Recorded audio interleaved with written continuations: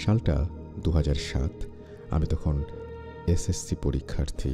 স্থানীয় একটা স্কুলের ভালো ছাত্র ছিলাম। একজন মুসলিম মেয়ের সাথে আমার সম্পর্ক ছিল এবং একটা পর্যায়ে কিছু সমস্যার কারণে আমার বাবা আমাকে চকরিয়ায় পাঠিয়ে দেন এবং চকরিয়া কোরক বিদ্যাপীঠ স্কুলে। স্কুলটা কক্সবাজার জেলার শীর্ষ স্কুল ছিল, অনেকেরই সেটা জানার কথা। সুতরাং বিভিন্ন জায়গা থেকে লেখাপড়া করতে আসতো ওখানে ছেলেমেয়েরা, বিশেষ করে কক্সবাজার, বান্দরবান, মহেশখালী ওই সব এলাকা থেকে ছেলেমেয়েরা বেশি আসতো। যেহেতু বছরের অর্ধেক সময়ে আমি ওখানে যাই, সেহেতু আমার কোনো বন্ধুবান্ধব ছিল না। ওখানকার ছাত্রাবাসে আমি উঠি। হঠাৎ নতুন জায়গায় গিয়ে আমি স্বাভাবিকভাবেই মানসিকভাবে কষ্টে ছিলাম।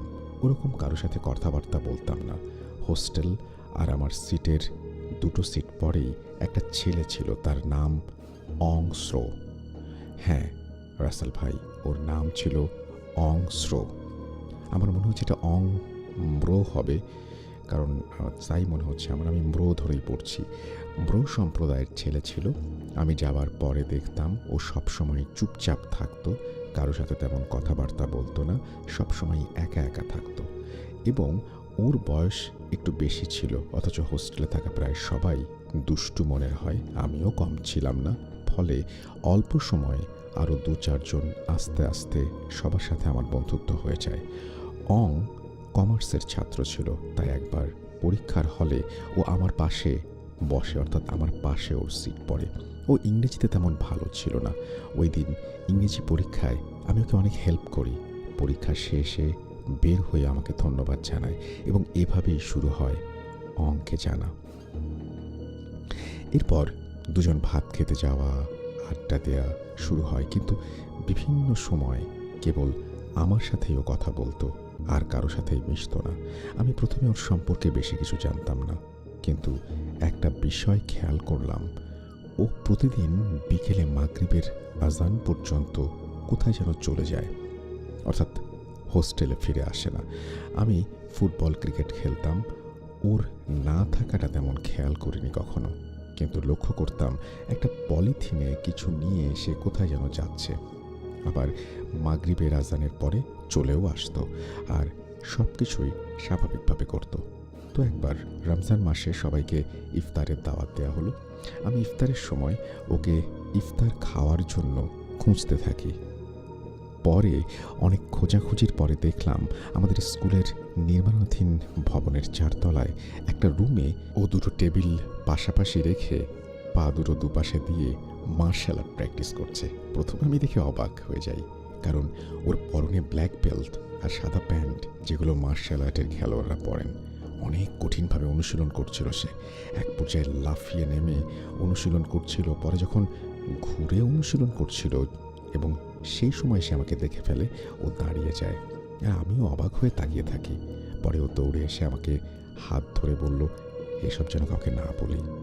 আমি বললাম, হ, তোমাকে দেখে তো তেমন কিছু মনে হয়নি। আর তুমি কি না? অং কাপড় চেঞ্জ করতে করতে বলল, এতদিন কেউ জানতো না, আজ তুমি জেনে গেলে। এটা বলেই হেসে দিল। পরে দুজনে হোস্টেলে চলে আসি।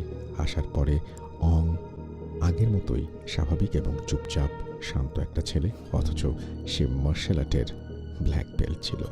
পরে আমি ওর সম্পর্কে আরও জানতে আগ্রহী হই আর দুষ্টুমি করে ওকে আমার প্রেমের কথা বলি। আর অং বলতে থাকে তার পুরো জীবনের কালো জাদুর এক সত্য ঘটনা। একদিনে না, ধীরে ধীরে অংকে আমি জানতে পারি কিভাবে সে এখানে এসেছে, কিভাবেই বা ব্ল্যাক বেল্ট উপাধি পেল। বলছে অং, আমি অংব্র। আমার বাড়ি বান্দরবান জেলার থানচি থেকে অনেক গহীনে বড় ভান্তের, অর্থাৎ বৌদ্ধভিক্ষ গ্রাম নামক একটি গ্রামে, আর ওখানেই আমার জন্ম। আমাদের গ্রাম গহীন হওয়ায় আধুনিকতার ছোঁয়া তেমন লাগেনি। থানচি থেকে প্রায় ৩ ঘন্টা মোটর সাইকেলে, তারপর পায়ে হেঁটে আরও অনেক গভীরে ছোট ঝড়া পাহাড় পেরিয়ে আমাদের গ্রাম। আমার নানা একজন তান্ত্রিক আর কবিরাজও ছিলেন। অনেক নাম ডাক ছিল ওনার। সবাই ওনাকে থানট্রাই নামে চিনত। আমাদের গ্রামে যত মানুষের রোগ ব্যাধি হতো সব কিছু উনিই সুস্থ করে তুলতেন, এবং আশ্চর্য হলেও সত্যি যে কেউই ওনার কাছ থেকে খালি হাতে ফিরত না। আমার মা আমার নানার একমাত্র মেয়ে ছিলেন, তাই আমার নানার বাড়িতেই আমরা থাকতাম। আমার বাবা একজন কৃষক ছিলেন। আমার বয়স যখন 10 বছর, শান্তি বাহিনীর জেএসএস তাদের সাথে ফসল নিয়ে আমার বাবার ঝগড়া বিবাদ শুরু হয়ে যায়। ওরা বাবাকে অপহরণ করে নিয়ে যায়। এরপর কিছুদিন পরেই খবর আসে ওরা বাবাকে মেরে ফেলেছে। আমরা এই সংবাদ পেয়ে সন্ত্রাসীদের নেতাকে খবর পাঠাই। আমার নানার কথা শুনে সেই নেতা অনেক ভয় পেয়ে যায়, কেননা ওই নেতার সঙ্গীরা কাকে মেরেছে সেটা তিনি জানতেন না। আমার নানা ডেকে পাঠানোর পরে ওই নেতা জানতে পারে। ওই নেতা না আসা পর্যন্ত আমার নানা আমার বাবাকে দাহ করতে দেননি। পরে নেতা ও তার সঙ্গীরা এসে নানার কাছে ক্ষমা চায় এবং নিজেরাই বাবার শেষকৃত্য অনুষ্ঠানের আয়োজন করেন। পরে ক্ষতিপূরণ বাবদ 1 লাখ টাকা আমার নানাকে দিতে চান, কিন্তু আমার নানা সেটা নিতে অস্বীকৃতি জানিয়েছিলেন। পরে আমার বাবার বড় ভাইকে অনেক অনুরোধ করে ওই টাকাগুলো ওনার হাতেই দেন। টাকা দিয়ে চলে যাবার সময় উনি নানাকে আশ্বাস দেন যারা আমার বাবাকে মেরেছে তিনিও তাদেরকে মেরে ফেলবেন। পরে আমার নানা ওনাকে বললেন যে না, যা করার আমার নানাই করবেন, নেতাদের কিছু করতে হবে না। একথা শুনে নেতারা আবার আমার নানার পায়ে পড়ে ক্ষমা চায়, কারণ ওই নেতা ভালো করেই জানতো আমার নানার ক্ষমতা সম্পর্কে। নানা শুধু এটুকুই বলেন যে যারা নির্দোষ তাদের কিছুই হবে না। নেতা চলে যাবার পরে আমার বাবার দাহ সম্পন্ন হয়। আমার নানা প্লাস্টিকের কৌটোয় আমার বাবার দেহভস্যের কিছু অংশ নিয়ে ঘরে চলে যান এবং ওই দিনের পর থেকে কারো সাথেই তেমন আর কথা বলেন না। শুধু নিজের রুমে দিনরাত কি সব মন্ত্রপাঠ করতেন। বলে রাখা ভালো, আমাদের সম্প্রদায়ের কেউ মারা গেলে 1 সপ্তাহের মধ্যে তার জন্য কিছু ধর্মীয় অনুষ্ঠান করার নিয়ম আছে, কিন্তু নানার নির্দেশে সেই অনুষ্ঠান করা হয়নি। প্রায় 3 দিন পরে আমার নানা আবার আমার বাবার দাহ জায়গায় এসে চারিদিকে 4টি কাঠি পুঁতে দেন এবং লাল সুতো দিয়ে পুরো দাহস্থানটি ঘিরে দেন আর 4টি মোমবাতি জ্বালিয়ে দেন। সাথে কি যেন আরও অনেক মন্ত্র পাঠ করেন। একটানা প্রায় 2-3 রাত মন্ত্রপাঠ শেষে নানা উঠে দাঁড়ান। তারপর আমার মাকে জড়িয়ে ধরে অনেক কান্নাকাটি করেন। এরপর নানা আবার তার রুমে চলে যান আর সাথে নিয়ে যান ওনার পছন্দের খাবার, গুঁড়ো দুধ আর পান, সুপারি, জর্দা। আমার নানার এমন কাজ দেখে পুরো গ্রামের সবাই, এমনকি থানচির লোকজনও অনেক ভয় পেয়ে যান, কেননা নানার তান্ত্রিক বিদ্যা সম্পর্কে সবাই ভালো করেই জানতেন। যেহেতু আমার বাবাকে রাতে হত্যা করা হয়েছিল, সেহেতু কেই বা কারা করেছে সেটা কেউই জানতো না। তাই সবাই ভয়ে ছিল যে কি ক্ষতি হয় কার। বাবার মৃত্যুর 8ম দিনে খুব সকাল সকাল 2জন মহিলা, একজন পুরুষ পাগলের মতো আমার নানাকে খুঁজতে থাকে। অনেক ডাকাডাকির পর নানা রুম থেকে বের হয়ে তাদেরকে রাগান্বিত হয়ে ধমক দিয়ে বলেন, তোরা বাড়ি চলে যা, আমি তোদেরকে কিছুই করতে পারবো না। আমার মেয়ে বিধবা হয়েছে, তোরাও হবি, তোদের কোনো ক্ষমা নেই। এই বলে নানা আবার তার রুমে চলে যায়, দরজা বন্ধ করে দেয়। সেই মহিলাদের চিৎকার আর কান্নাকাটিতে গ্রামের সবাই এসে আমাদের উঠোনে জড়ো হয়।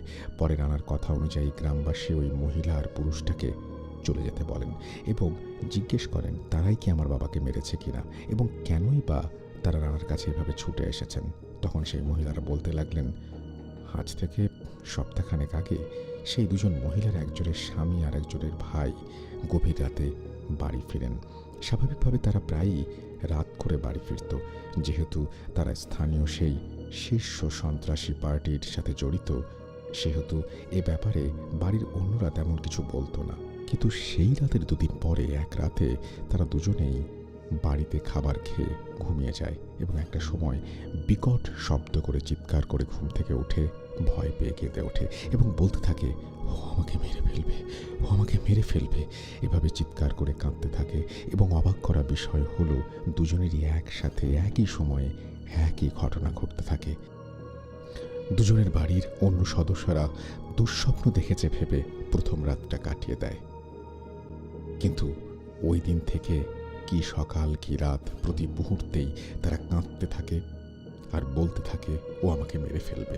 এক পর্যায়ে বাড়ির লোকেরা জিজ্ঞেস করতে থাকে সত্যি আসলে কি।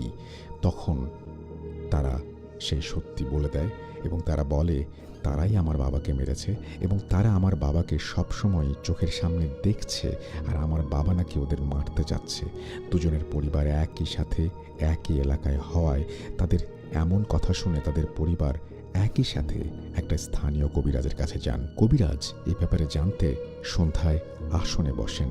কিছুক্ষণ পরে এক লাফে দাঁড়িয়ে যান এবং অনেক ভয়ে ভয়ে বলতে থাকেন, আমাকে মাফ করে দেন, আমি আমার জীবনে এরকম কোনো কিছু মোকাবেলা করিনি। এটা অনেক অনেক উচ্চ স্তরের কালো জাদু, ডাকিনী বিদ্যা, এবং এটা কোনো জিনভূতের কাজ নয়। এটা সরাসরি ওই মৃত লোকটার আত্মার কাজ, যাকে এখনো মুক্ত করে দেয়া হয়নি, এবং যিনি এসব করছেন তিনি সেই কাজে নিজের জীবন অধিষ্ঠান করে কাজ করছেন।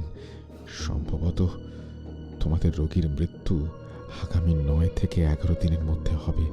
আর এরকম কাজ কেউ যদি করতে পারে তবে সেটা তিনি আমার গুরু থানচাই, এবং যদি সমাধান করতে পারে কেউ সেটা উনি। এই বলে তিনি দুহাত করজোড়ে নমস্কার করে বলতে থাকেন, গুরু আমাকে ক্ষমা করো, আমি তোমার কাছে হাত দিয়েছি। কবিরাজের এমন অসহায় কথা শুনে রোগীরা প্রায় পাগল প্রায় হয়ে যায়। তাদের পরিবার এই খবর জানতে পারে, তারা আমাদের বাবার সম্পর্কে জানতে পারে। পরে তারা নানার কাছে ছুটে আসে ক্ষমা চাইতে, কিন্তু আমার বাবা নিরপরাধ থাকায় আমার নানা নাছোড়বান্দা ছিলেন। পরে তারা আমাদের গ্রাম থেকে নিজের গ্রামে চলে যায় আর নানা আবার নিজেকে ঘরে বন্দি করে ফেলেন আর সাধনায় মগ্ন হয়ে যান। বাবার মৃত্যুর 11 দিনের মাথায় খবর আসে সেই দুজন মানুষ মারা গেছে। শোনা যায় 10 দিনের দিবাগত রাতের শেষ দিকে তারা দুজনেই অনেক চিৎকার করতে থাকে এবং এক পর্যায়ে একেবারে চুপ হয়ে ঘুমিয়ে যায়। ঘুমাচ্ছে ভেবে বাড়ির সবাই যে যার রুমে চলে যায় এবং সবচেয়ে আশ্চর্যের বিষয়, পরদিন সকালে দুজনকেই মৃত অবস্থায় পাওয়া যায় এবং ঘাড় তাদের পেছন দিকে মোড়ানো ছিল, চোখ খোলা অবস্থায়। 11তম দিন দুপুরে আমার নানা রুম থেকে বের হয়ে সবাইকে ডেকে বাবার শেষকৃত্যের জন্য পুনরায় আয়োজন করতে বলেন। আজকে নানার মুখে কোনো কষ্ট দেখেনি, তিনি হাসছিলেন মৃদু মৃদু। পরে নিজে থেকেই ছড়া অর্থাৎ নদীতে গিয়ে গোসল করে এসে বাবার দাহ করার জায়গায় গিয়ে দাঁড়িয়েছিলেন এবং কি যেন বলছিলেন। পরের দিন সকালে 11তম দিনে আমাদের স্থানীয় বিহার বৌদ্ধ মন্দির থেকে দুজন ভান্তে অর্থাৎ বৌদ্ধ ভিক্ষু এসে বাবার শেষকৃত্য অনুষ্ঠান শেষ করেন, কিন্তু আমাদের বিহারের বড় ভান্তে ধর্মগুরু তিনি আসলেন না। ভান্তেরা চলে গেলে আমার নানা তার ঘর থেকে দুটো রশি, দুটো কাপড়ের পুতুল, আরও কি কি সহ বাবার দেহ ভস্মকে আগুনে পোড়ালেন এবং মাটি চাপা দিলেন। বাবার প্রথম দাহস্থানের চারিদিকে দেয়া লাল সুতার বাঁধন কেটে দিলেন, খুঁটি এবং লাল সুতোগুলোও আগুনে পুড়িয়ে দিলেন। তারপর আমার হাতে কবরের ওপর মাটি দেয়ালেন, মোমবাতি ধূপকাঠি জ্বালিয়ে দিলেন। সব শেষ করে বাড়িতে এসে আমার নানা আমার মাকে জড়িয়ে ধরে অনেকক্ষণ কাঁদলেন। তারপর প্রায় 12 দিন পরে নানা মুখে ভাত দিলেন। এরপর তিনি বেশ কিছুদিন অসুস্থ ছিলেন। অসুস্থ অবস্থাতেই তিনি মানুষের সেবা করতেন। 2006 সালে মারা যান। পরে আমাকে আমার মা বান্দরবন শহরের একটি খ্রিশ্চান স্কুলে ক্লাস 6-এ ভর্তি করিয়ে হোস্টেলে দিয়ে দেন। আমি ওখানেই পড়ালেখা করি আর মার্শাল আর্ট শিখি। কালক্রমে আমি ব্ল্যাক বেল্ট উপাধি পাই। ক্লাস 9-এ উঠলে আমাকে আমার মা এখানে নিয়ে আসেন আর সেই থেকে আমি এখানে। রাসেল ভাই, এই ছিল অংয়ের জীবনের ঘটনা, কিন্তু আমার কাছে আরও ঘটনা আছে। অং, তার গ্রাম, বিশেষ করে অংয়ের নানা এবং তার গুরু, এবং অংয়ের গ্রামের বড় ভান্তে অর্থাৎ ধর্মগুরু, অংয়ের নানার গুরুর মেয়ের সাথে মুসলমান একটি পরিবারের লোমহর্ষক ঘটনা অং আমাকে বলেছিল। পরে কোনো একদিন সময় হলে আপনার অনুমতি পেলে পাঠিয়ে দেব। ভুল ত্রুটি ক্ষমা সুন্দর দৃষ্টিতে দেখবেন। ধন্যবাদ। আমার আসল নাম ঠিকানা সঙ্গত কারণে গণমাধ্যমে প্রকাশে অনিচ্ছুক, এই জন্য তিনি কোনো কিছুই প্রকাশ করেননি। আমাকে লিখেছেন এখানে, কিন্তু আমি সেটা প্রকাশ করছি না। তো আমি আশা করছি যে এই ঘটনাটা আপনাদের ভালো লেগেছে, কারণ খুব চমৎকার একটা ঘটনা, খুব চমৎকারভাবে গুছিয়ে তিনি লিখেছেন এবং ভালো না লাগার কোনো কারণ নেই। আমার কাছে তো খুবই অন্যরকম লেগেছে এবং একটা নতুন সংস্কৃতি সম্পর্কে জানতে পারা, একটা মানে আমরা তো যখন ঘটনা শুনি তখন মাথার ভেতরে দৃশ্য গল্প তৈরি হয়।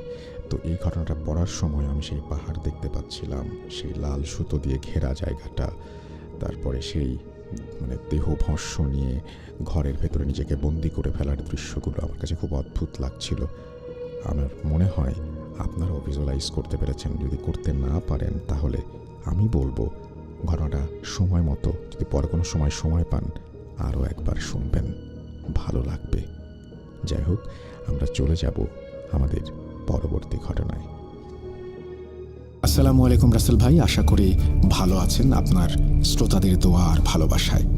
আমার নাম আসিফ জোনায়েদ।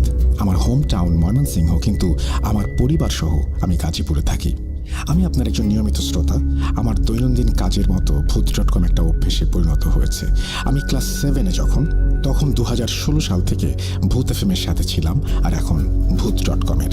আমি এবার এইচএসসি পরীক্ষার্থী এবং 6টা এক্সাম ইতোমধ্যে শেষ হয়েছে। যেহেতু আমার পরীক্ষা চলছে, তাই আমার স্টুডিওতে আসা সম্ভব হবে না। আর আপনার মুখ থেকে ঘটনাটি শুনতে বেশি রোমাঞ্চকর লাগবে, তাই আমি চাই আপনি পড়ে শোনান। এটা আমার প্রথম ঘটনা। ঘটনাটি হলো আমার দূর সম্পর্কের এক চাচা ও চাচির সাথে ঘটে যাওয়া একটি ঘটনা। ঘটনাটি ময়মনসিংহে গফরগাঁও উপজেলার। আমি দুঃখিত, কারণ ইউনিয়ন ও এলাকার নাম উল্লেখ করতে পারি না কিছু ব্যক্তিগত কারণে। তো ঘটনাটির সূত্রপাত 2022-এর 10 কি 12 তারিখের মধ্যে। আমার চাচা প্রতিদিনের মতো কাজ করে দুপুরের দিকে বাড়ি ফিরছিলেন। তার সাথে আরেকজন ছিলেন। তো ওনাদের বাড়ি যাওয়ার পথে একটা স্কুল আছে, ওই স্কুলের সামনে দিয়ে যাওয়ার সময় হঠাৎ একজন বৃদ্ধ পাগল ওনার কাছে এসে বলতে থাকেন, তোর সামনে খুব বিপদ, তুই সাবধানে চলাফেরা করিস। তো স্বাভাবিকভাবে উনি পাগলকে পাশ কাটিয়ে যান। পাগলের কথায় কোনো পাত্তা দেন না। পাগল যা খুশি তাই বলতে পারে, এটা ভেবে চাচা এড়িয়ে যান, কিন্তু ভুলে যান ব্যস্ততার মাঝে। নভেম্বরের 15 তারিখের দিকে উনি সারাদিন কাজ শেষ করে বাড়ি ফিরছিলেন প্রায় 8টা কি 9টার দিকে। সাথে ছিল মাছ। গ্রামের দিকে 9টা মানে যথেষ্ট রাত, আর হালকা শীত পড়ার কারণে রাস্তায় কোনো মানুষ ছিল না। তিনি আসছিলেন এবং ওনার বাড়ির কাছাকাছি আসার আগে একটা বিল আছে, যেটার নাম স্থানীয় লোকেরা জৈলার বিল বলে। তো জৈলার বিলের রাস্তার পাশ দিয়ে যাওয়ার সময় ওনার ওপরে কে যেন ঢিল ছুঁড়ে মারে। তৎক্ষণাৎ তিনি আশেপাশে খুঁজতে থাকেন, কিন্তু কাউকে দেখতে পান না। নিজের মনের ভুল ভেবে আবার বাড়ির দিকে হাঁটতে থাকেন। তখন আবার ওনার শরীরে কেউ ঢিল মারে। তিনি সাহসী ব্যক্তি ছিলেন। তিনি কিছুটা পিছিয়ে দেখতে যান যে কেউ ওনার সাথে ইচ্ছাকৃতভাবে মজা করছে কিনা, কিন্তু তিনি কাউকেই খুঁজে পান না। রাস্তায় তিনি একাই ছিলেন। তখন তিনি কিছুটা ভয় পান এবং বাড়ির উদ্দেশ্যে যেতে থাকেন। এবং তৃতীয়বার যখন ওনার উপরে ঢিল পড়ে, তিনি খারাপ কিছুর উপস্থিতি বুঝতে পেরে আয়াতুল কুরসি পাঠ করেন এবং বলে ওঠেন, তুই যেই হোস না কেন, তোর রাস্তায় তুই যা, আমার রাস্তায় আমি যাব। তোর কোনো ক্ষতি আমি করিনি, তুইও আমার কোনো ক্ষতি করিস না। তারপর খারাপ কিছু ঘটতে পারে ভেবে তিনি দ্রুত হাঁটতে থাকেন। ওনার বারবার মনে হচ্ছিল যে ওনার পেছনে কেউ আসছে। পেছনে না তাকিয়ে ভয়ে ভয়ে বাড়িতে চলে আসেন তিনি। বাড়িতে গিয়ে ওনার সাথে কি ঘটেছে তা কাউকে বলেননি, সবাই ভয় পাবে তাই। তো চাচা চাচির হাতে মাছ তুলে দেন এবং চাচা ফ্রেশ হতে চলে যান। তিনি চাচির সাথেও ঘটনাটি শেয়ার করেননি। চাচি মাছগুলো হাতে নিয়ে অলসতা অনুভব করেন। তিনি মনে করেন এগুলো এভাবেই রেখে দেবেন ফ্রিজে, সকালে এগুলো কাটবেন। ফ্রিজটা ছিল চাচার রুমে। ওনার ছেলে রুম বন্ধ করে শুয়ে পড়েছিল। চাচি মাছগুলো রাখার জন্য ওনার ছেলেকে ডাকতে থাকেন, কিন্তু ওনার ছেলের কোনো সারা শব্দ নেই। কারণ ওনার ছেলে নাকি তখন কানে ইয়ারফোন লাগিয়ে ফেসবুকে ভিডিও স্ক্রল করছিল, যার কারণে তিনি সিদ্ধান্ত নেন জানালা দিয়ে ছেলেকে ডাকবেন। আর জানালাটা ছিল বাড়ির পেছন দিকে। যখন তিনি বাড়ির পেছনে জানলা দিয়ে ডাকতে যান, তিনি লক্ষ্য করেন ওনার মাথার উপরের গাছটায় একটা পেঁচা সাদৃশ্য কিছু বসে আছে। তখন তিনি শুনতে পান যে পেঁচার মতো করে একটা কিছু ডাকছে। তিনি ভয় পেয়ে আবারও বাড়িতে আসার জন্য যখনই ঘুরতে যাবেন, তখনই গাছের একটা মোটা ডাল ভেঙে পড়ে ওনার ওপর।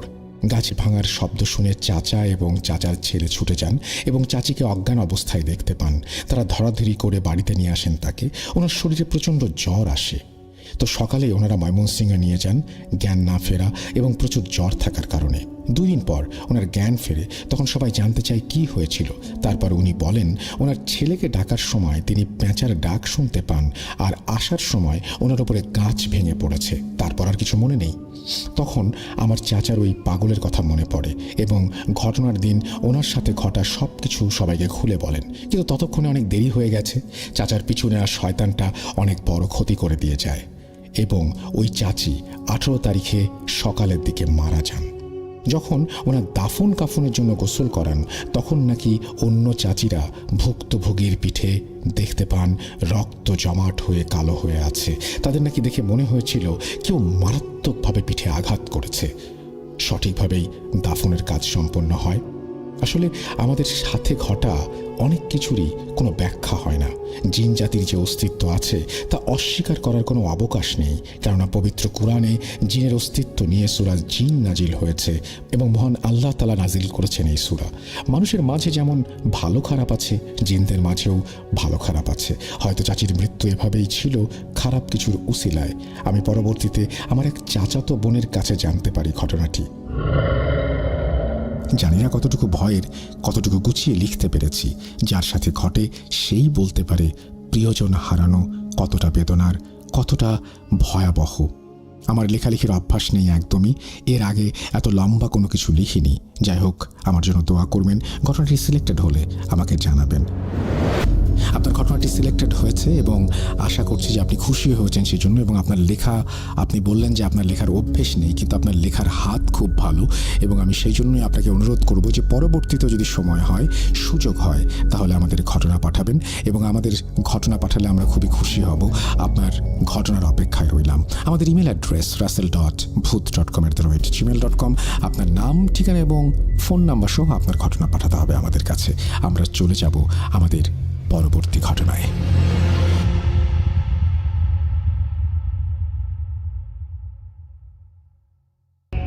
আসসালামু আলাইকুম রাসেল ভাই, আশা করি ভালো আছেন।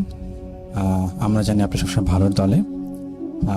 আমার নাম আরজেল, আমি ঢাকার যাত্রাবাড়ি এলাকা থেকে বলছি। উল্লেখ্য ভূত.com-এ এটি আমার পাঠানোর প্রথম অডিও ক্লিপ, প্রথম কোনো ঘটনা। আমি সেই 2010 সাল থেকেই ভূত FM-এর সাথে, অর্থাৎ আপনার সাথে আসলে অনেকবার অনেক রাত্রে ভয়ের রাজ্যে হারিয়ে গিয়েছি। তো আমি আজকে যে ঘটনাটি শেয়ার করব সেটি অলমোস্ট সেই সময়কার ঘটা একটি ঘটনা। তো ঘটনাটি একটু বড়, আশা করি একটু মনোযোগ দিয়ে শুনবেন এবং ভুল ত্রুটি ক্ষমা সুন্দর দৃষ্টিতে দেখবেন। আমি যেই ঘটনাটির কথা বলছি সেটি আসলে গাজীপুরের একটি গার্মেন্টস ফ্যাক্টরি রিলেটেড ঘটনা। তো সঙ্গত কারণেই, যেহেতু এখনও গার্মেন্টস ফ্যাক্টরিটি এখনও রানিং অবস্থায় আছে, এখানে শত শত মানুষ কাজ করছে, তো সঙ্গত কারণে আমি সেই প্রতিষ্ঠানটির নাম এখানে উল্লেখ করছি না এবং এক্স্যাক্ট লোকেশনটি দিচ্ছি না। তবে আমি যে ঘটনাগুলো শেয়ার করবো সেগুলো সম্পূর্ণ সত্য এবং এগুলোর সাক্ষী আসলে বহু মানুষ। তো প্রথমে ঘটনাটিতে আমি একদম সরাসরি চলে যাচ্ছি এখন। ঘটনাটি অ্যাকচুয়ালি ঘটেছে 2008-এর মাঝামাঝি থেকে 2009-এর শেষ দিক পর্যন্ত। তো অ্যাকচুয়ালি যেটি মানে আমরা শুনি, তখন আমরা হাই স্কুলে পড়তাম। তো প্রথমত হচ্ছে আমাদের স্কুলে এই গার্মেন্টস ফ্যাক্টরির বিভিন্ন বিষয় নিয়ে আলোচনা হতো, যে সেখানে অনেক ধরনের ভৌতিক কার্যক্রম হচ্ছে, অনেক যেখানে যারা কাজ করছেন তারা কাজ শেষে বাইরে এসে বিভিন্ন ধরনের এক্সপিরিয়েন্স শেয়ার করছেন। তো আমরা যেহেতু অনেক ছোটো ছিলাম, আমাদের সাথে এই বিষয়গুলো নিয়ে ওভাবে কারোর সাথে কথা হতো না। দেখা যেত যে লোকমুখে ভেসে আসা যে ঘটনাগুলো, এক্সপিরিয়েন্সগুলো, সেগুলোই আমরা শুনতাম। কিন্তু ওগুলো সত্যি কথা বলতে কনক্রিটভাবে একদম যে বলার মতন কিছু অমনও ছিল না। তো আমি যেই ঘটনাটি আসলে এইটির যে একদম ভিতরকার একদম যেই ঘটনাগুলো, সেগুলো অ্যাকচুয়ালি শুনি ওই গার্মেন্টস ফ্যাক্টরির হচ্ছে ইমাম যিনি, তিনি হচ্ছেন আমার ক্লাসমেটের বাবা। ওই সময় ছিলেন উনি। তো উনি ওখানে প্রতিদিন 3 থেকে 4 ওয়াক্ত নামাজ উনি পড়াতেন। তো মাঝে মাঝে দেখা যেত যে ফ্যাক্টরিতে ওনাকে 5 ওয়াক্ত নামাজই ওনাকে ইমামতি করতে হতো। তো তো ওনার সাথে অ্যাকচুয়ালি যে ঘটনাগুলো ঘটেছে এবং মানে ওনার মুখ থেকে যেগুলো শুনেছি এবং পরবর্তীতে এই জিনিসটি কিভাবে এগিয়েছে সেটি আসলে ওনার মুখ থেকে শোনা। তো প্রথমত হচ্ছে 2008-এর শেষ দিকে আমরা শুনি যে এই গার্মেন্টস ফ্যাক্টরিতে হঠাৎ করে বিভিন্ন ধরনের কর্মী নিখোঁজ হয়ে যেতেন, কিংবা অনেককে পাওয়া যেত যাদের হচ্ছে শারীরিক অবস্থা খারাপ। এরকম মানে শারীরিক অবস্থা খারাপ বলতে আমি বোঝাচ্ছি যে অনেক মানুষ মাথা ঘুরে পড়ে যাচ্ছে কাজের সময়, অনেক মানুষ হচ্ছে মানে হুট করেই রক্ত বমি করা শুরু করতো, অনেককে হসপিটালাইজ করা হতো, হসপিটালাইজ করার পর অনেকে মারা পর্যন্ত যেত। তো এই ধরনের বিষয়গুলো নিয়ে মানে আসলে কেন ঘটছে এগুলো হাসপাতালের মানে কোনো ধরনের প্রথমে ধারণা করা হয়েছিল যে কোনো ক্ষতিকারক রাসায়নিক পদার্থের জন্য হয়তো এগুলো হচ্ছে, কিন্তু অ্যাকচুয়ালি পরবর্তীতে যে দেখা যায় যে পরবর্তীতে যে ঘটনাগুলো হয় কয়েক মাস পর থেকে শুরু হয় সেগুলো হচ্ছে যে তাদের হুট করেই তাদের গায়ে আঁচড়ের দাগ পাওয়া যেত, বিভিন্ন কর্মীদের গায়ে দেখা গেল তারা অজ্ঞান হয়ে যাচ্ছে এবং পরবর্তীতে তাদের গায়ে আঁচড় এরকম কিছু। তো এইভাবে ঘটনাগুলি বিভিন্নভাবে চলতে থাকে। তো এগুলোর আসলে কোনো ধরনের সমাধান পাওয়া যাচ্ছিল না। তো প্রথমে যে জিনিসটা নিয়ে আসলে সত্যি কথা বলতে সবচেয়ে বেশি আলোচনা সৃষ্টি হয় সেটা হচ্ছে যে এখানে প্রতিদিনই দেখা গেল একজন দুজন করে যে কর্মী তারা নিখোঁজ হয়ে যেত, অর্থাৎ আজকে কাজে আসছে তাদের সব কিছু ঠিকঠাক, তো হুট করে দেখা যেত যে তারা নেই। তো এই নিখোঁজ হয়ে যাওয়াটা মানে একটা পর্যায়ে এবং যে তখনকার সময় সাথে কথা বলতে সিসিটিভি ক্যামেরা বা ওরকম অতটা মানে কমন ছিল না। তো মানে এটাকে চেক করার উপায় ছিল না যে তারা আসলে ফ্যাক্টরি থেকে কীভাবে বেরিয়েছে, কেউ কোনো ক্ষতি করেছে কিনা, এরকম বিষয়গুলো। আর একটা গার্মেন্টস ফ্যাক্টরিতে আসলে বিশাল একটি জায়গা জুড়ে অনেকগুলো কক্ষ, রুম, বিভিন্ন ধরনের মানে একদম মানে বিশাল একটি এরিয়া। তো এত বড় এরিয়া আসলে সম্পূর্ণটাও কোনো ধরনের সার্ভেইলেন্সের আন্ডারে আনাটা আসলে কষ্টসাধ্য ব্যাপার।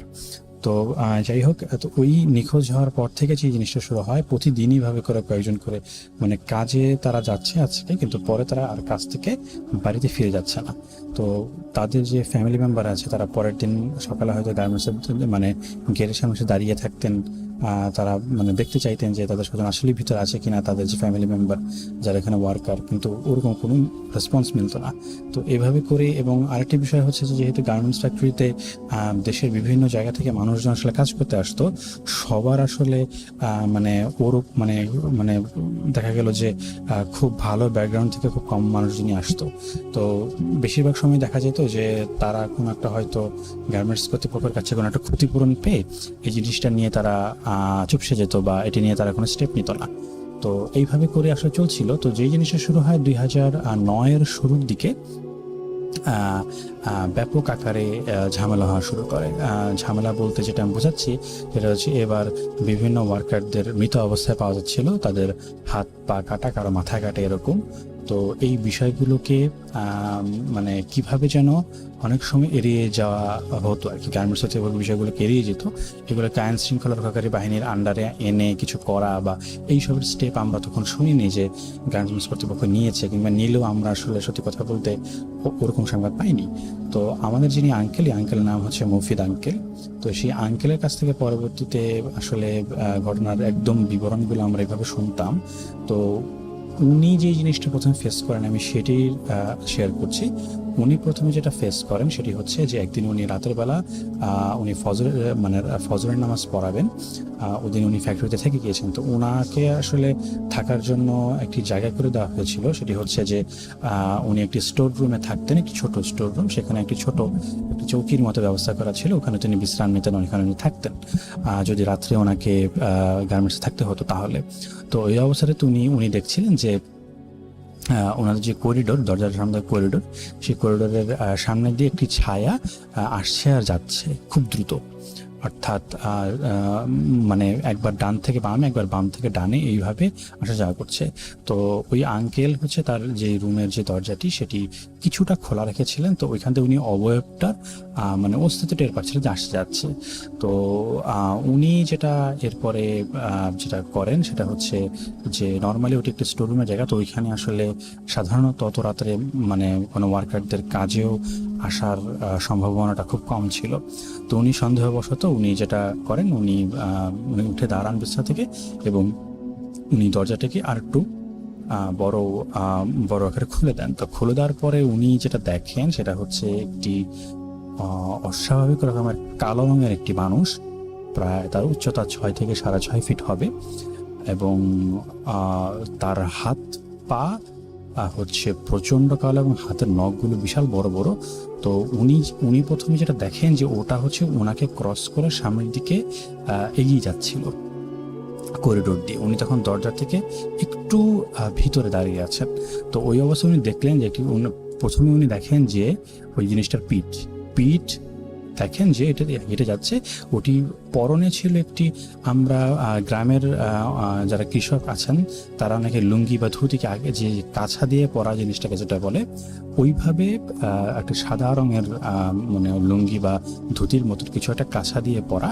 হ্যাঁ, তো এবং পুরোটা আর বাকি শরীর আর কোনো কাপড় চোপড় নেই। তো ওইভাবে যাচ্ছে। তো উনি যখন দেখেন ওই জিনিসটা যখন আবার ব্যাক করছে, অর্থাৎ ডান পাশ থেকে যখন বাম পাশে যখন সে করিডোর থেকে আসছে, উনি তখন যেটা দেখলেন এই জিনিসটার কোনো মাথা নেই, এবং এটার মাথা হচ্ছে ওটার বাম হাতের উপরে সেটা নিয়ে ওটা হাঁটছে। এবং উনি যখন এই মাথাটার দিকে তাকালেন তিনি দেখলেন ওটা চোখ দিয়ে তাকিয়ে দিয়েছে, মুখ দিয়ে একটি মানে হাসির মতন একটি রিয়াকশন ওটি দিয়ে রেখেছে। এবং ওনাকে দেখা মাত্রই ওই জিনিসটি এতক্ষণ যে হাঁটাচলা করছিল বন্ধ করে সোজাসুজি ওই মুফিদ আঙ্কেলের দিকে তাকিয়েছিলেন। এটি দেখে আমাদের যিনি আঙ্কেল ছিলেন তিনি মানে অনেকটা ভারসাম্য হারিয়ে যাওয়ার মতন অবস্থা হয়। কিন্তু উনি আসলে অনেক মানে সাহসী একজন ব্যক্তি ছিলেন, এবং উনি যেহেতু একজন ইমাম ছিলেন তো উনি দোয়া দুরুদ বা ওনার যেসব পড়ার উনি পড়তে থাকেন। তো একটা পর্যায়ে পড়তে পড়তে যে জিনিসটা দেখা যায় যে ওই জিনিসটা মানে উল্টো দিকে ঘুরে হচ্ছে চলে যাচ্ছে। উনি দেখলেন উল্টো দিকে ঘুরে চলে যাচ্ছে, এবং উনি সেই জিনিসটা করেন, ওই দরজা থেকে বেরোয় দেখেন এই জিনিসটা আসলে এই করিডোর থেকে গিয়ে একটা দিকে চলে গেল। তো উনি যখন একটু পিছু পিছু গেলেন, পিছু পিছু যাওয়ার পরে দেখেন এই করিডোর যে পরে যে ফাঁকা জায়গায় গিয়ে দেখেন কোনো কিছুর অস্তিত্ব নেই, কোনো কিছুর ট্রেস নেই। তো উনি যখন এই জিনিসটা ফেস করেন তখন হচ্ছে অ্যাকচুয়ালি উনি আসলে ওনার যিনি সুপিরিয়র ছিলেন এখনকার জেনারেল ম্যানেজার তাকে জানান। তো জেনারেল ম্যানেজার বলেন এগুলো আপনি ভুল দেখেছেন বা এগুলো নিয়ে আপনার চিন্তা ভাবনা করতে হবে না, এরকম কিছু একটা। তো বিপত্তি যেটা হয় যে এরপরে গার্মেন্টসের অনেকেই এরকম দেখতে থাকে। তো এদেরকে ক্ষতি করা না হলেও তারা অনেকে ভয়ে দেখা গেল মানসিকভাবে অনেকে বিপর্যস্ত হয়ে পড়েন, অনেকে বিভিন্ন ধরনের কিছু এক্সপিরিয়েন্স করেন। তো এই আর ওদিক দিয়ে তো নিখোঁজ হওয়া কিংবা ওগুলো চলতেছে। তো একটা পর্যায়ে গিয়ে যেটা হয় যে মানে এইখানে আসলে কাজ করার জন্য লোকের সংখ্যা মানে কমে আসে, কিন্তু কারণ এই জিনিসগুলো সব গোপন করার মতন। একটা পর্যায়ে গিয়ে যখন জানতে পারেন এভাবে একজন করে চলে যাচ্ছে প্রতিদিন অথবা একটি দিন পর পর, তখন অনেক মানুষ এখানে মানে কাজ করতে চাইতো না। তো একটি পর্যায়ে সত্যি কথা বলতে মালিক পক্ষ থেকে একজন যিনি এমডি তিনি আসেন এই আঙ্কেলের সাথে কথা বলতে। তো কথা বলে উনি এই আঙ্কেলকে জানান যে অ্যাকচুয়ালি প্রায় বছর খানেক ধরে প্রতিদিন রাতে উনি একটা স্বপ্ন দেখেন। এই স্বপ্নটি হচ্ছে যে একটি কালো ধুতি পরা লোক, মাথাহীন লোক, ওনার এমডি ডেসক্রিপশন মতে আমাদের আঙ্কেল যে দেখেছিলেন হুবহু সেম অমনা টেলর স্বপ্নে আসছে, এসে বলতেছে যে এইখানে মানে তুই টিকতে পারবি না, তোর এই প্রতিষ্ঠান টিকবে না, তুই যদি এখানে টিকাতে চাস তাহলে তোর মেয়েকে এখানে বলে দিতে হবে। উল্লেখ্য এমডির মাত্র একটি সন্তান ছিল, একটি মেয়ে সন্তান। তো হুজুরকে বলেন উনি এইটি প্রায় বছরখানেক ধরে দেখছেন, এবং যেদিন থেকে উনি আসলে দেখছেন সেদিন থেকেই উনি গার্মেন্টসের বিভিন্ন ধরনের এক্সপিরিয়েন্স সম্পর্কে উনি রিপোর্ট পাওয়া শুরু করেছিলেন। কিন্তু উনি এই বিষয়টাকে উনি মানসিকভাবে শুধুমাত্র যে আর্থিক লোকসান হতো তাই না, উনি মানসিকভাবে এখন অনেক ভেঙে পড়েছেন। তো এই ঘটনাগুলো উনি ধামাচাপা দিয়ে আর কদিন চলবেন। তো উনি অ্যাকচুয়ালি আঙ্কেলের কাছে এসে বলেন যে এই বিষয়ে কী ব্যবস্থা করা যায়। তো আঙ্কেল যেটি বলেন যে আসলে আমি এই বিষয়টি নিয়ে আমার পক্ষে আমার যে জ্ঞান, আমার যে ক্ষমতা সেই অনুযায়ী আসলে আমার পক্ষে করানো সম্ভব না। তবে উনি আসলে আমার আঙ্কেল চট্টগ্রামের একটি বিখ্যাত মাদ্রাসা থেকে লেখাপড়া করেছিলেন। তো উনি বললেন যে ওনার এক বড় ভাই আছেন যিনি এখন এই মাদ্রাসার শিক্ষক, তাকে তিনি আনতে পারেন, তিনি এসে আর কি ফাইন্ড আউট করতে পারে প্রবলেমটা কি। তো যে কথা সেই কাজ। তো ওরকমভাবে খুব ইমিডিয়েট বেসিসে হচ্ছে ওই হুজুরকে, চট্টগ্রামের সেই মাদ্রাসার হুজুরকে আনা হয়। তো চট্টগ্রাম মাঝে হুজুর উনি আসেন, উনি আসার পরে পুরো ফ্যাক্টরিটা ঘুরেন, উনি দেখেন সবকিছু, ঘটনা সবকিছু শোনার পরে উনি যেটা বলেন যে আমাকে আসলে এখানে কি হচ্ছে সেটা জানার জন্য আসনে বসতে হবে। তো যেই সব জিনিসপত্র নর্মাল আসনে বসার জন্য লাগে, যেমন মোমবাতি, আগরবাতি বা বিভিন্ন ধরনের জিনিস, এগুলো নিয়ে উনি গার্মেন্টস একটা ফাঁকা জায়গাতে উনি বসেন। তো বসার পরে উনি ওনার যেই জিনগুলো তাদেরকে উনি মানে ডাকেন। তো ডাকার পরে মানে ওনার সাথে জিন ছিল দেখেন। তো এই জিনটা যেটা বলে সেটি হচ্ছে যে আপনি যত তাড়াতাড়ি সম্ভব এখান থেকে চলে যান।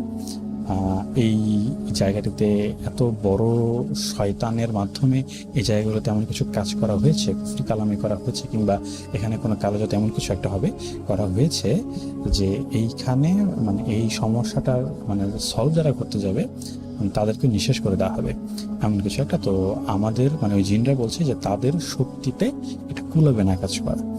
কিন্তু ওরা যেটা জানে যে কেন করা হয়েছে, এটা জানার পরে তারা বলে যে অ্যাকচুয়ালি তারই অর্থাৎ গার্মেন্টসের যে এমডি তারই এক অত্যন্ত ঘনিষ্ঠ ব্যক্তি, মানে ঘনিষ্ঠ বলতে সে আর কি একজন পরিবারের একজন সদস্য আর কি মানে চেয়েছিল যে এই প্রতিষ্ঠানটি নির্মাণের জন্য মানে যে রেসপন্সিবিলিটি এটা তাকে দেওয়া হোক, বাট সেটা নাকি এমডি দেয়নি। তো না দেওয়ার কারণেই সে শত্রুতাবশত ঘুষ খাইয়ে যখন এই কনস্ট্রাকশনের কাজ চলছিল তখন এর ভিতরে পার্মানেন্টলি একটা কিছু ড্যামেজ করেছে, এবং এটা এমনভাবে করেছে যে মানে সাধারণ যে জিন তাদের পক্ষে এটি মানে সলভ করা সম্ভব না। তো ওনারা যেটি বলেন এটি ওই জিনরা বলেন যে আমাদের পক্ষে তো সম্ভব না, আপনি এখান থেকে দ্রুত চলে যান। তো এই কথা বলে উনি আসন শেষ করেন। আসন শেষ করার পরে উনি সত্যি কথা বলতে উনি ওই এমডি এবং আমাদের যে মুফতি আঙ্কেল ওনাকে যেটি বলেন যে এটি আসলে আমার পক্ষে সম্ভব না, কারণ আমার তো আসলে কোনো ক্ষমতা নেই। আল্লাহর কালাম, সূরা কালাম দিয়ে আমি যেটি করতে পারি আমি জায়গাটা হয়তো বন্ধ করে দিয়ে যাবো, কিন্তু সত্যি বলতে যে কিছু কিছু সময় আসলে অনেক বড় ধরনের শক্তির প্রয়োজন হয়, মানে যারা হচ্ছে আল্লাহ এবং কোরআন শরীফের যে আয়াতগুলো আছে, অর্থাৎ এই বিষয়গুলো যে আছে, এই যে শক্তি স্রষ্টার পক্ষ থেকে পাওয়া শক্তিটার সর্বোচ্চ ব্যবহার করতে পারে এমন কাউকে লাগবে, এবং সেটির জন্য আসলে উনি যোগ্য না, ওনার এবং ওনার পরিবারের ক্ষতি হতে পারে, যেমনটা জিন তাদেরকে বলেছে। তো একটা পর্যায়ে গিয়ে যেটি হয় যে ওই যে চট্টগ্রামে যিনি হুজুর আছেন, তো উনি অ্যাকচুয়ালি লেখাপড়া করেছেন হচ্ছে ভারতের অ্যাকচুয়ালি খুব সম্ভবত জায়গাটার নাম উত্তরপ্রদেশের একটি জায়গা থেকে উনি লেখাপড়া করেছিলেন, উচ্চতর শিক্ষা নিয়েছেন ওখানকার একটি বিখ্যাত মাদ্রাসায়। তো উনি যেটি জানান যে ওইখানে যিনি ওস্তাদ, যিনি বড়, যিনি আলেম, ওনার সাথে উনি যোগাযোগ করবেন, দেখা যাবে উনি কি বলেন। তো তারপরে এভাবে যখন বিষয়গুলো আগাতে থাকে, তো একটা পর্যায়ে গিয়ে চট্টগ্রামের হুজুর বলেন যে ওই যিনি আছেন ভারতের যিনি আলেম আছেন উনি আসতে পারবেন, সলভ করতে পারবেন। উনি বলেছেন যে হ্যাঁ, ডেসক্রিপশন শুনে উনি যেটা বলেছেন যে হ্যাঁ এটি আমি সলভ করতে পারবো। তো কিন্তু উনি আসলে যেটি বলেন যে এটির জন্য আসলে মানে এটি খুব ব্যয়বহুল একটি মানে প্রক্রিয়া হতে যাবে। তো যেহেতু গার্মেন্টসের যিনি মালিক অর্থাৎ এমডি যিনি আছেন ওনার আসলে টাকা কোনো ফ্যাক্ট হচ্ছে না, তো উনি যেটা বলেন যে হ্যাঁ যেমন খরচ হোক উনি করতে রাজি আছেন। তো যাই হোক, এবং যেহেতু একটি বিশাল বড় জায়গা জুড়ে এই কাজটি করা হয়েছে, তো অ্যাকর্ডিং টু অ্যাকচুয়ালি ওই চট্টগ্রামের হুজুর উনি যেটা বললেন সেই গার্মেন্টসের যে টোটাল এরিয়াটা, এই এরিয়াটার আসলে এরিয়াটাকে মানে এটি করার জন্য মানে এই এরিয়াটাকে ভাগ করে বিভিন্নভাবে অনেক লম্বা টাইম নিয়ে এই কালোজাদুটি করা হয়েছে। এবং এটি জানা গিয়েছে যে এটি করার জন্য যেই ধরনের তান্ত্রিকের দরকার হয় এই ধরনের তান্ত্রিক আসলে বাংলাদেশে পাওয়া যায় না। হ্যাঁ, তো যে এটি করেছে সে প্রচুর টাকা ইনভেস্ট করে এটি করেছে, এবং এটি একজন দুজন তান্ত্রিকের কাজ নয়। এবং শুনি বলেন যে এটি আসলে কয়েক ধরনের উঁচু মানের তান্ত্রিক যাদের কাজ আসলে মানে ভাষা প্রকাশ করার মতো না, তারা আসলে এই ধরনের খারাপ কাজই করে থাকে। হ্যাঁ, তো এই ধরনের কয়েক ধরনের তান্ত্রিকের তন্ত্রমন্ত্র এবং তাদের যেই কাজ, যে পিশাচ দিয়ে যে কাজ, সেগুলোই আসলে এখানে করা হয়েছে।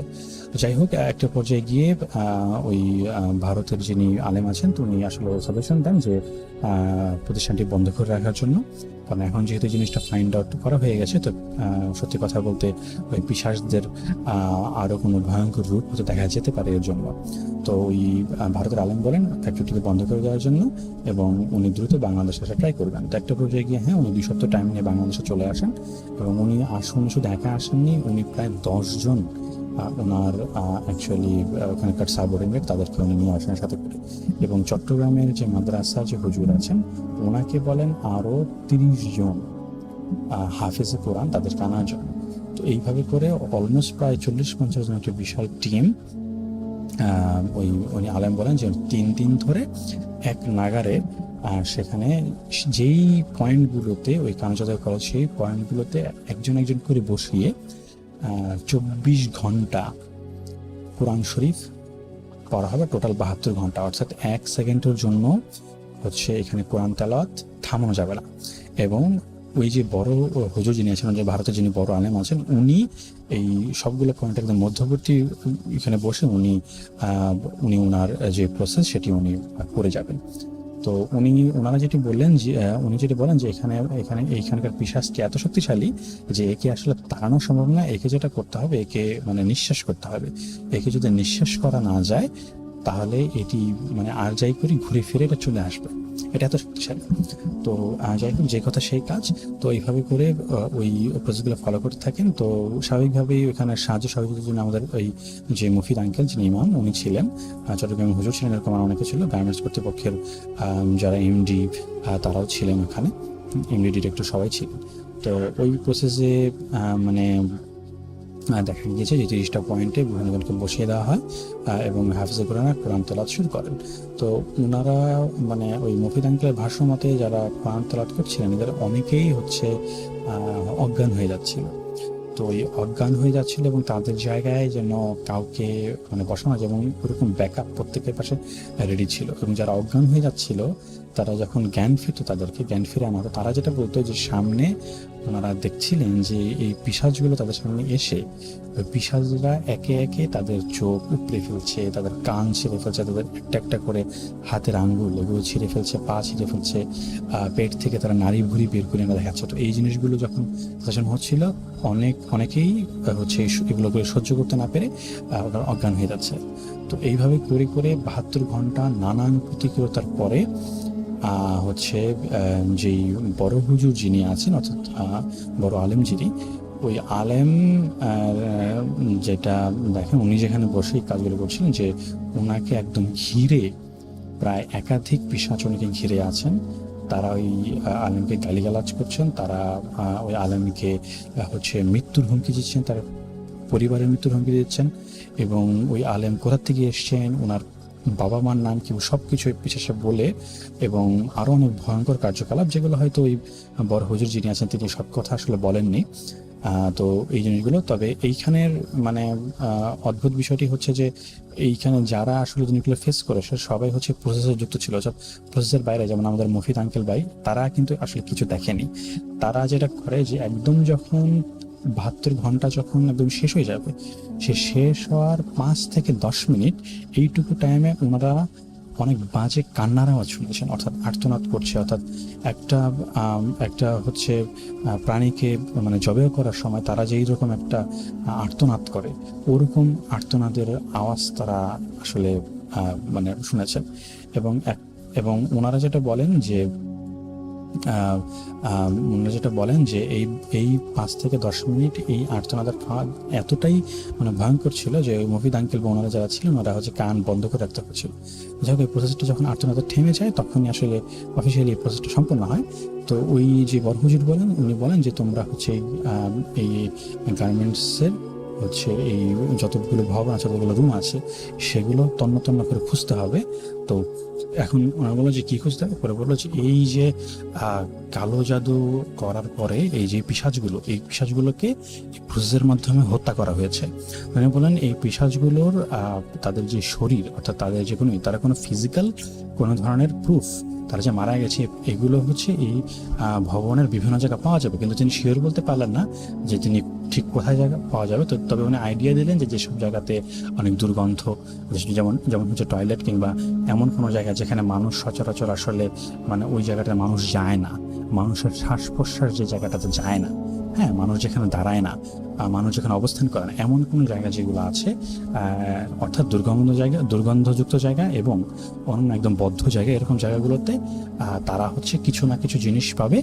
ওই জিনিসগুলোকে যেটা করতে হবে কালেক্ট করে একসাথে পুড়িয়ে দিতে হবে। এবং এমন যদি হয় যে একটি বাদ দিয়ে মানে বাকি সব করা হয়, তাহলে একটা থেকেই আবার ওখান থেকে একটা নতুন মানে এরা রেজারেক্ট করতে পারে, মানে এরকম একটি ধারণা হচ্ছে ওই হুজুর দিয়েছেন। তো উনি যেটা করেন, উনি ওনার নিজের যে সাথে করে আনান লোক তাদেরকে উনি কাজে লাগান। তো ওখান থেকে একটা পর্যায়ে প্রায় হচ্ছে 50 থেকে 60 জনের একটি দল তন্ন করে খুঁজে তারা যেগুলো পায় সেগুলো আসলে সত্যি কথা বলতে মানে তারা আসলে বিভিন্ন প্রাণীর বডি খুঁজে পায়, বডির বিভিন্ন পার্ট। যেমন কেউ হয়তো পেয়েছে যে একটি বিক্ষিপ্ত মাথাবিহীন কোনো বিড়াল পেয়েছে, কেউ কোনো কুকুর পেয়েছে, এবং এগুলো এমন না যে কোনো একটা মানে একদম আস্ত বডি পেয়েছে এরকম কিছু না, মানে তাদের শরীরে বিভিন্ন অংশ পেয়েছে। তো এইরকম কুকুর, বিড়াল, কেউ সাপ, এই ধরনের বিভিন্ন প্রাণীর মতন করে অনেক সময় মাছও পাওয়া গিয়েছে। তো এইভাবে করে তারা হচ্ছে অনেকগুলো তারা এরকম তারা পান, এবং পেয়ে ওনারা যেটা করেন যে একসাথে ওগুলোকে ওনারা পুড়িয়ে দেন। তো পুড়িয়ে দেওয়ার পরে ওই বড় হুজুর যিনি বলেন যে এখানে মাসে অন্তত একদিন হচ্ছে একটি কোরআন খতমের আয়োজন করতে হবে, যেখানে অন্তত 12 জন হাফেজে কোরআন এখানে সারা দিন এখানে কোরআন তেলাওয়াত করবে, অন্তত মাসের একটা দিন হলেও এটা করতে হবে। তো এর মাধ্যমে উনি যেই মানে ওই ভারত থেকে আসা যে দলটি সেটি চলে যায়, চট্টগ্রামের মাদ্রাসা থেকে যারা আসে তারা ওইভাবে করে চলে যায়। তো এরপর থেকে আসলে আমরা ওইখানে ঘটা আর কোনো ঘটনা আমরা শুনিনি। এরপর থেকে আমরা যেটা শুনতাম, ওই যেই মালিক ছিলেন গার্মেন্টসের, উনি হচ্ছে প্রতি মাসে আয়োজন করতেন। উনি শুধু এটি করতেন না, উনি যেটি করতেন এর সাথে গরিব দুঃখীদের খাওয়া দাওয়া উনি ব্যবস্থা করে দিতেন ওই একটি দিনে। তো এইভাবে হচ্ছে অ্যাকচুয়ালি ওই জিনিসটা মানে সলভ হয়। তো এখনও ওই গার্মেন্টসে আসলে এই রীতিটা চালু আছে কিনা জানি না, কারণ প্রায় 13-14 বছর হয়ে গিয়েছে। এর মধ্যে আরও অনেক ডিটেলস ছিল আসলে, যেগুলো আমার আবছা মনে আছে, যেহেতু অনেক আগের ঘটনা। আমি এগুলো আসলে আবছাভাবে শেয়ার করতে চাই না, যে জিনিসগুলো আমি শিওর মনে আছে সেগুলোই আমি আসলে শেয়ার করতে চাইছিলাম। তো এই পুরোটা মানে ঘটনাটি হচ্ছে 2008-এর আসলে মাঝামাঝি থেকে 2009-এর শেষ মুহূর্ত, এইরকম একটি জায়গা জুড়ে আসলে প্রায় বছর দেড়েকের মতন কাছাকাছি জুড়ে বিস্তৃত ছিল। তো আমরা আসলে এই মুফিদ আঙ্কেলের কাছ থেকে এই বিবরণগুলোই শুনেছি। এবং এখানে আমি ব্যক্তিগতভাবে বলে রাখি যে আমার আসলে এই ঘটনাগুলো শোনার পর থেকে একটি ভৌতিক বিষয়ের উপরে আসলে আগ্রহ সৃষ্টি হয়, এবং এইখান থেকে আসলে আমার ভূত এফএমের শোনার যে যাত্রাটা সেটা শুরু। তো আমি দীর্ঘ সময় 5-6 বছর টানা এমন কোনো এপিসোড নেই যে মিস দেয়নি। পরবর্তীতে লেখাপড়ার প্রেসারে হচ্ছে একটা পর্যায়ে গিয়ে শোনা হতো না। তো এখন আমার যখন ভূত.com এসছে, এটি জানার পর থেকে আমি সবগুলো এপিসোডই শোনার ট্রাই করেছি স্বাধীন মিউজিক অ্যাপে। তো ধন্যবাদ যারা আমার ঘটনাটি শুনলেন। রাসেল ভাই, যদি আমার ঘটনাটি পছন্দ হয় অবশ্যই প্রচার করবেন, আপনার কাছে অনুরোধ রইল। এবং আর আমার কাছে আসলে সত্যি কথা বলতে আমি অনেকগুলো ঘটনা আমার কাছে আছে, তো এই ঘটনাগুলো আমি শেয়ার করব। যদি এটি প্রচার করা হয় তাহলে আমি অনেক অ্যাপ্রিসিয়েট করব, এবং অন্য যে ঘটনাগুলো পাঠানোর জন্য আমি তৈরি থাকবো। তো আপনাকে ধন্যবাদ, সবাইকে ধন্যবাদ যারা এতক্ষণ কষ্ট করে শুনুন। আসসালামু আলাইকুম।